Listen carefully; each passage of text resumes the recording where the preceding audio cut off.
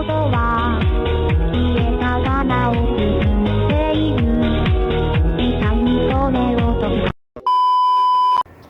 Assalamualaikum warahmatullahi wabarakatuh. Perkenalkan, nama saya Geni Hujanaraga. Saya mahasiswa UIN Wali Songo, Prodi Psikologi kelas 1D dengan NIM akhir 142. Di sini saya akan menceritakan tentang kasus Neva Dartan. Pada tanggal 1 Juni 2004, ada seorang anak perempuan berumur 12 tahun bernama Natsumi Suji membunuh teman sekelasnya sendiri yang bernama Mitarai Satomi. Pada tanggal 1 Juni 2004, ketika sedang berada di sekolah, Natsumi mengajak Mitarai untuk pergi ke lantai 3 yang ada di sekolahnya.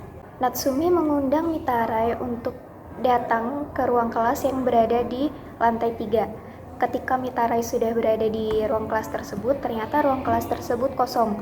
Lalu Natsumi masuk dan dia mulai menutup dan mengunci pintu dan jendela-jendela yang ada di sana. Setelah Natsumi sudah mengunci pintu dan jendela yang ada di sana, Natsumi mulai pergi ke arah belakang Mitarai. Dia memegang Mitarai dengan menggunakan tangan kirinya dan tangan kanannya dia memegang sebuah cutter.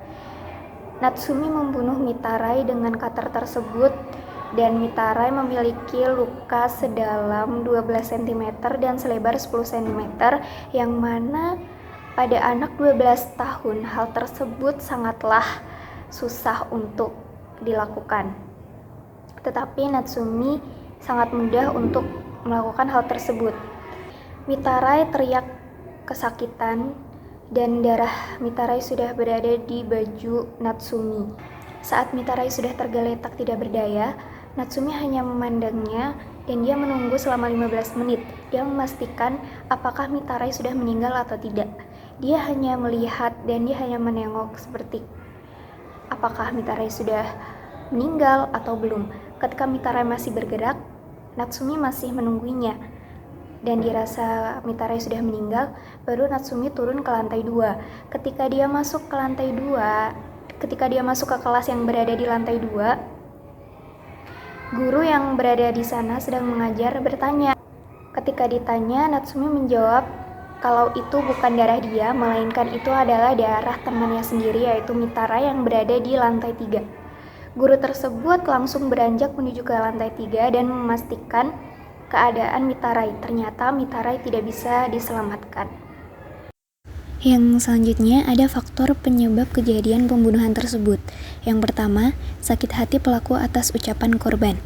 Mitarai sebelumnya pernah mengomentari atas gaya rambut Natsumi dan mengomentari berat badan Natsumi yang membuat Natsumi sakit hati atas ucapan Mitarai. Yang kedua, ada kurangnya perhatian orang tua dan guru. Natsumi adalah anak yang sangat pendiam karena jarak antara rumah dan sekolah yang sangat jauh sehingga waktu yang dibutuhkan untuk pulang pergi dari sekolah ke rumah ke sekolah memakan waktu Natsumi untuk bermain dengan teman-temannya, sehingga Natsumi tidak sering bermain dengan teman-temannya dan Mitarai adalah orang pertama yang mau menemani Natsumi sehingga Mitarai menjadi teman baik Natsumi. Jika orang tua dan guru lebih memperhatikan Natsumi, mungkin saja Natsumi tidak akan menjadi anak yang pendiam dan dia akan menjadi anak yang sedikit lebih ceria sehingga kejadian pembunuhan ini tidak terjadi. Lalu yang selanjutnya ada kurangnya pengawasan orang tua terhadap hal yang diakses anak. Ternyata Natsumi ini senang sekali membaca dan mengakses bacaan-bacaan yang vulgar dan berating dewasa seperti pembunuhan, penganiayaan, hal-hal yang berbau sadis. Dan Natsumi ini senang sekali dengan series Battle Royale. Series Battle Royale adalah series di mana banyak orang yang dikirimkan ke sebuah pulau dan di pulau tersebut mereka harus saling bunuh-membunuh untuk bertahan hidup dan pemenangnya hanya satu orang. Nah, Natsumi juga pernah menuliskan dengan imajinasinya dia adalah salah satu pemain dari Battle Royale tersebut dan banyak sekali nama-nama yang Natsumi tulis dan ada satu nama selain Natsumi yang menggunakan nama asli yaitu Mitarai Satomi. Jika orang tua Natsumi lebih memperhatikan apa yang dibaca dan apa yang diakses Natsumi, mungkin Natsumi tidak akan tahu bagaimana cara untuk membunuh temannya, bagaimana cara untuk menyakiti temannya, sehingga pembunuhan tersebut tidak terjadi. Berikut ada dampak yang ditimbulkan dari kejadian tersebut. Yang pertama, ada kekhawatiran sosial dan krisis kepercayaan. Kasus ini memicu ketakutan masyarakat tentang perilaku kekerasan pada anak-anak. Terjadi peningkatan perhatian terhadap isu-isu psikologis yang mempengaruhi anak-anak di Jepang. Yang kedua, adanya kritik terhadap sistem pendidikan.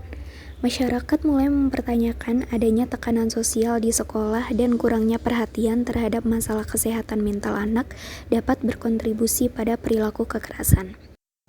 Yang ketiga, adanya pengaruh pada media dan penggunaan internet.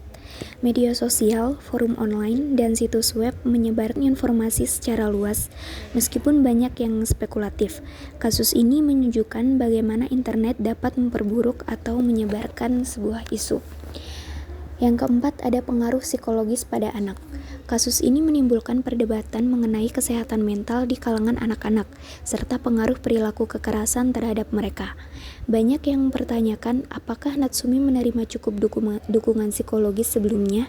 Kasus ini menyoroti perlunya lebih banyak program dan kebijakan untuk mendukung kesehatan mental anak di Jepang. Yang kelima, ada peningkatan perhatian terhadap kasus yang melibatkan anak-anak. Kejahatan seperti ini dianggap langka. Dampak dari kasus ini adalah pihak berwenang untuk lebih memperhatikan kasus anak. Yang keenam adalah diberlakukan hukuman. Kasus ini juga memperlihatkan sistem hukum Jepang yang membatasi penghukuman terhadap anak-anak di bawah usia tertentu. Pelaku yang masih di bawah umur tidak dapat dijatuhi hukuman yang setara dengan orang dewasa.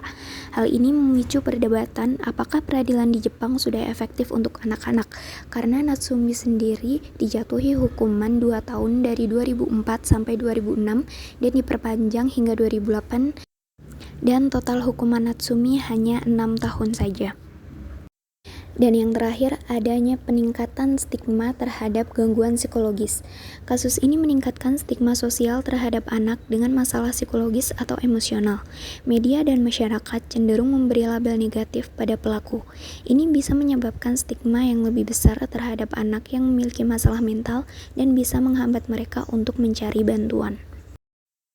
Nah, kita bisa tahu apa saja faktor penyebab dan dampak yang ditimbulkan dari hal tersebut. Di sini sekarang saya akan memberikan solusi agar hal tersebut dapat dihindari. Yang pertama, tingkatkan perhatian kepada anak. Yang kedua, mengajarkan kepada anak mana hal yang baik dan buruk sehingga anak bisa tumbuh menjadi pribadi yang baik. Yang ketiga, mengajarkan kepada anak untuk tetap menjaga interaksi dan sosialisasi antar sesama agar anak tidak menyendiri dan tidak menjadi pendiam. Yang terakhir, ada mengajarkan kepada anak untuk menghargai sesama agar anak juga bisa mana yang harus dia lakukan dan mana yang harus tidak dia lakukan kepada orang, agar orang juga tidak gampang sakit hati atas perlakuan dan perkataan anak kita. Nah, itu dia cerita singkat dari kasus Nevadatan atau Sasebo slashing. Sekian dari saya. Bila ada tutur kata yang kurang berkenan atau ada kesalahan kata, saya mohon maaf yang sebesar-besarnya. Terima kasih. Wassalamualaikum warahmatullahi wabarakatuh.